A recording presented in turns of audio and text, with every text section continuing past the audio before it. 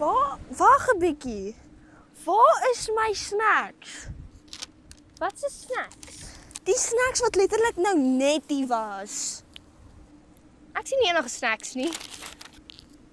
Ek wonder hoekom, want jy het seker nou weer alles opgeëet, nê? Bewys dit. OK. Weet jy wat? Daar's net een manier om hierdie uit te sorteer.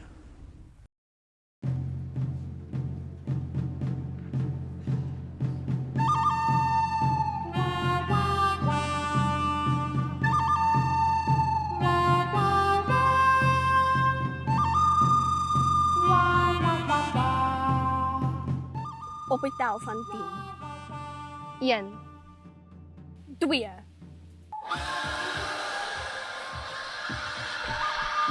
Sorry. Sorry. Ek weet nie, hulle het gesê dit gaan dramaties wees. Ek is so jammer, julle.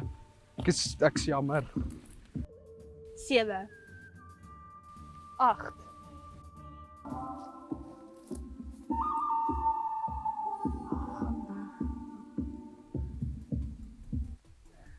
Wat maak julle twee?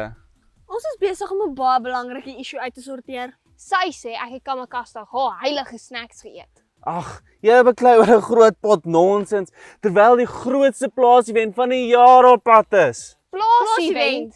Vakansie Bybelklub. Vakansie Bybelklub. Ja, van 6 Julie tot 10 Julie het ons 'n vakansie Bybelklub met die tema op die plaas. Cool. Maar dis seker baie ver op 'n plaas nie. Glad nie. Dis letterlik net in die saal waar ons elke week replikies het. Okay, maar daar moet 'n catch wees. Dis seker verskriklik duur. Jy sal my nie glo nie. Dis net R350 en is vir graad 1 tot 7 en kos, koeldrank of chocolate en snacks is alles ingesluit. Wag, het jy gesê snacks? Ja. Ek's in. Hoe kyk julle piesangs by the way? Dis 'n baie lang storie. Jy begin alles eintlik net by snacks.